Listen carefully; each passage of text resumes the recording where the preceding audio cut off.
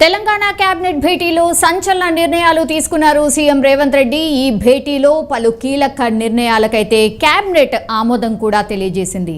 వాహన registration TS నుంచి టీజీగా మార్పు చెందింది.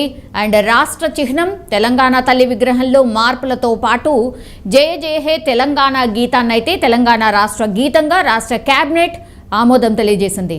అయితే గతంలో తెలంగాణ తల్లి విగ్రహం తలపై కిరీటం, ఒక చేతిలో జొన్న మొక్క కంకులు పట్టుకొని మరో చేతిలో బతుకమ్మను పట్టుకొని ఉంటుంది. మనందరికీ తెలిసిందే. ఆ విగ్రహాన్ని మనం అందరం చూస్తూనే వస్తూ ఉన్నాం. అయితే తెలంగాణలోని హైదరాబాద్లో డిసెంబర్ 2017లో జరిగిన మొదటి ప్రపంచ తెలుగు మహాసభలకు నివాళిగా పొట్టి శ్రీరాములు తెలుగు విశ్వవిద్యాలయం శిల్పకళా విభాగం ద్వారా తెలంగాణ తల్లి విగ్రహాన్ని అయితే రూపొందించారు.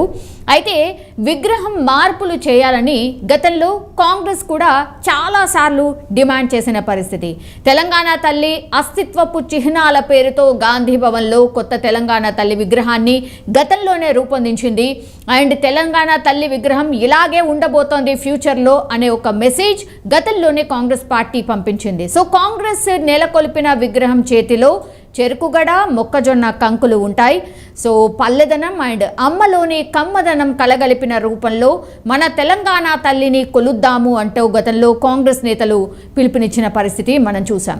సో సీఎం రేవంత్ రెడ్డి తీసుకున్న ఈ నిర్ణయాల వెనుక ప్రస్తుతం ఒక ఆసక్తికర చర్చ అయితే జరుగుతోంది. ప్రభుత్వ నిర్ణయాన్ని స్వాగతిస్తున్న వారు కొందరైతే మరికొందరు పెదవి విరుస్తున్నారు. ఎందుకు ఈ చేంజెస్ అంటూ. ఈ నేపథ్యంలోనే కేబినెట్ నిర్ణయాలపై ముఖ్యమంత్రి రేవంత్ రెడ్డి స్వయంగా ఆసక్తికర వ్యాఖ్యలు చేశారు. ట్విట్టర్ వేదికగా ఆయన స్పందించారు. జయ జయ హే తెలంగాణ గీతాన్ని రాష్ట్ర అధికారిక గీతంగా ప్రకటించడం వెనుక ఆయన కారణాన్ని అంటే రీజన్స్ని వెల్లడించే ప్రయత్నం చేశారు.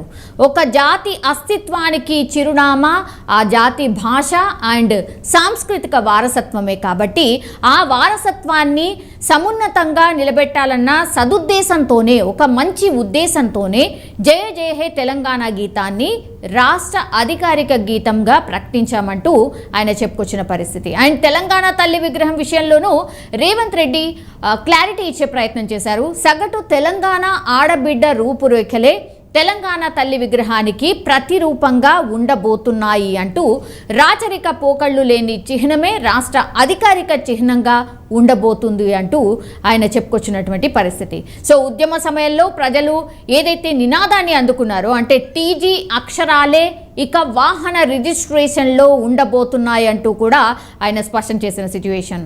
ఈ మార్పులు 4 కోట్ల తెలంగాణ ప్రజల ఆకాంక్ష అని, ఆ ఆకాంక్షను నెరవేరుస్తూ రాష్ట్ర కేబినెట్లో నిర్ణయం తీసుకున్నామంటూ ఆయన చెప్పుకొచ్చే ప్రయత్నం చేశారు. సో ఎవరు ఏమనుకున్నా సరే కొన్ని సంచలన నిర్ణయాలు అయితే తీసుకుంటూ వస్తున్నారు. సో ఒక్కసారి నిన్న కేబినెట్లో తీసుకున్న నిర్ణయాల తర్వాత ఆయన పర్సనల్గా ఆయన ట్విట్టర్ ద్వారా అసలు ఎందుకు ఈ నిర్ణయాలు తీసుకున్నాము అంటూ చెప్పే ప్రయత్నం చేశారు. అన్నిటికీ ఒక్కొక్క రీజన్ ఎందుకు అన్నటువంటి దాన్ని పూర్తిగా ఆయన ట్విట్టర్ ద్వారా షేర్ చేసుకున్నటువంటి పరిస్థితి. సో ట్విట్టర్ చూసిన తర్వాత కూడా మరి రేవంత్ రెడ్డి అభిప్రాయాన్ని చూసిన తర్వాత కూడా ఎవరైనా స్పందిస్తారా, మరి ఇంకేమన్నా అబ్జెక్షన్స్ ఆర్ రియాక్షన్స్ రాబోతున్నాయా అనేది చూడాల్సిందే.